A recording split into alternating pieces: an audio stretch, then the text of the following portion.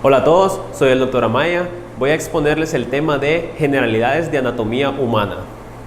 El objetivo general de este video es exponer las generalidades de la anatomía humana, para lo cual voy a definir qué es anatomía humana, explicar la división de la anatomía, mostrar los métodos para el estudio de la anatomía, describir la posición anatómica y su importancia, explicar los planos y ejes del cuerpo y definir los términos anatómicos de relación, comparación y movimiento.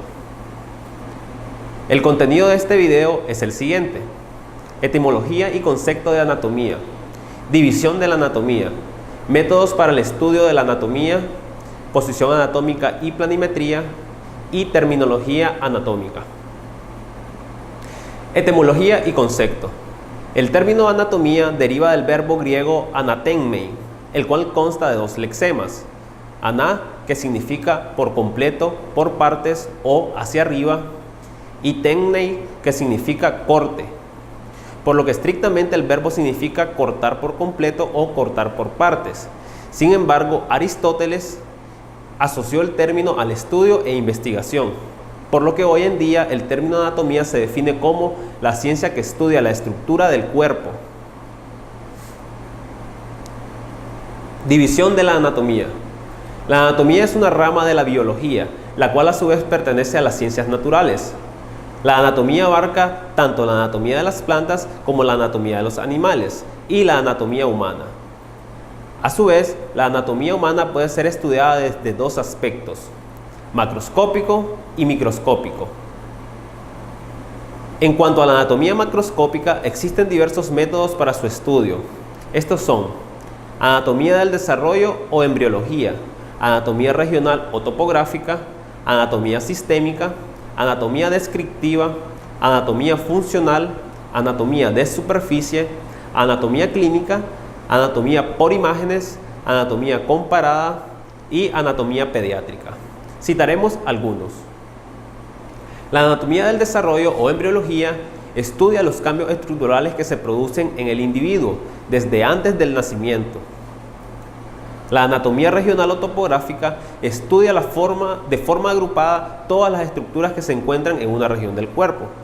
Por ejemplo, el estudio de la anatomía de la región del brazo, incluyendo los huesos, músculos, vasos y nervios y sus relaciones anatómicas, o el estudio del abdomen con todas sus estructuras y órganos. La anatomía sistémica. Esta estudia el organismo organizándolo por sistemas o aparatos, sin limitarse a una única región anatómica. Por ejemplo, la anatomía del sistema vascular, el cual se encuentra en todo el cuerpo. Terminología anatómica. La terminología anatómica internacional es un cuerpo oficial de nomenclatura anatómica humana, creado por el Comité Internacional Federativo de Terminología Anatómica y 56 asociaciones internacionales de anatomistas. Esta contiene la terminología para alrededor de 7.500 estructuras anatómicas macroscópicas humanas. La terminología anatómica es importante, ya que es precisa, sigue parámetros de forma, función, localización, tamaño y posición, y evita epónimos. Por ejemplo, el término trompa de falopio es un epónimo impreciso que no sigue ningún parámetro, por lo que no nos orienta sobre la forma, función o localización de la estructura. El término correcto para esta estructura anatómica, según la terminología anatómica, sería tuba uterina, el cual sí nos orienta que se trata de una estructura tubular y que tiene relación con el útero. Posición anatómica. Es una posición estándar del cuerpo en la cual el sujeto se encuentra en bipedestación, es decir, de pie, con la cabeza y el cuello erectos, con la vista hacia el frente, los brazos a ambos lados del cuerpo, el codo en extensión supinación, es decir, con las palmas hacia el frente, los dedos de las manos en extensión, los pies mirando hacia el frente, ligeramente separados. En esta posición es importante, ya que todas las descripciones se realizan en base a esta posición. Planimetría. Cuando hablamos de planimetría, nos referimos a los ejes y planos del cuerpo. Un eje es una recta que atraviesa el cuerpo en una dirección determinada. Existen tres ejes: el eje vertical, longitudinal o cráneo-caudal, el cual atraviesa el cuerpo de superior a inferior; el eje antero-posterior o dorso-ventral, el cual atraviesa el cuerpo de anterior a posterior; el eje transverso, laterolateral o izquierda-derecha, el cual atraviesa el cuerpo de un lado hacia el otro. A partir de estos ejes se forman planos. Un plano está formado por dos ejes y este divide al cuerpo en dos mitades.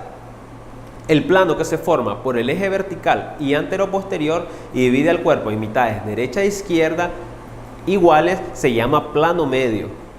El plano que se forma por el eje vertical y antero-posterior y divide al cuerpo en mitades derecha e izquierda desiguales se llama plano sagital. El plano coronal o frontal se forma por el eje vertical y transverso. Este plano divide el cuerpo en mitades anterior y posterior. El plano transverso o axial se forma por el eje antero-posterior y transverso. Este divide el cuerpo en mitades superior e inferior. Términos de relación, comparación y movimiento. Los términos de relación y comparación indican la posición relativa entre las estructuras. Estos se muestran en la columna roja. Los términos de movimiento son aquellos que indican el movimiento que se realiza en una articulación del cuerpo. Estos son los que se muestran en la columna azul. Términos de relación y comparación. El término superior hace referencia a que una estructura se encuentra más cerca del vértice de la cabeza. El término inferior hace referencia a que la estructura se encuentra más próximo a la planta de los pies. Por ejemplo, la nariz es superior a los labios. El término anterior hace referencia a que la estructura se encuentra más próxima a la superficie frontal del cuerpo. Y el término posterior hace referencia a que la estructura se encuentra más cerca de la superficie dorsal del cuerpo. Por ejemplo, las mamas son más anteriores que los hombros. El término lateral hace referencia a que la estructura se aleja del plano medio, en cuanto al término medial hace referencia a que la estructura se acerca más al plano medio. Por ejemplo, la nariz es medial a los globos oculares, en cambio la oreja es lateral a los globos oculares. El término proximal hace referencia a que la estructura se encuentra más próxima a la raíz de un miembro. Y el término distal hace referencia a que la estructura se encuentra más alejada de la raíz del miembro. Por ejemplo, el codo es proximal al hombro en comparación a la muñeca, pero los dedos son más distales.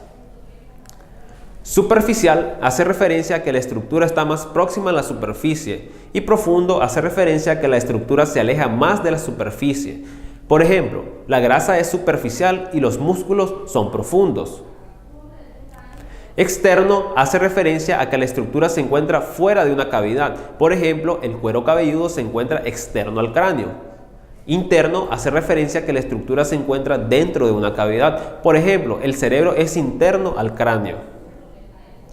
Homolateral hace referencia a que una estructura se encuentra del mismo lado del cuerpo que otra. Por ejemplo, el hombro derecho es homolateral a la mano derecha. Contralateral hace referencia a que una estructura se encuentra en el lado contrario del cuerpo de otra estructura. Por ejemplo, la mano derecha es contralateral al codo izquierdo. Términos de movimiento. Flexión hace referencia al movimiento que se realiza en el eje transverso y que disminuye el ángulo entre los huesos de una articulación.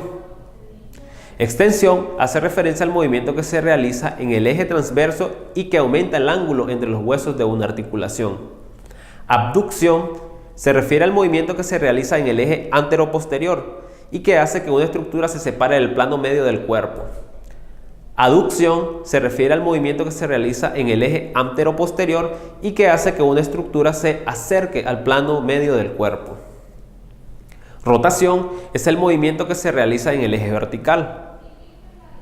Y la circunducción es el movimiento circular que combina flexión, extensión, abducción y aducción, de modo que el movimiento de una porción del cuerpo describe una figura de cono. Acá las referencias bibliográficas. Saludos.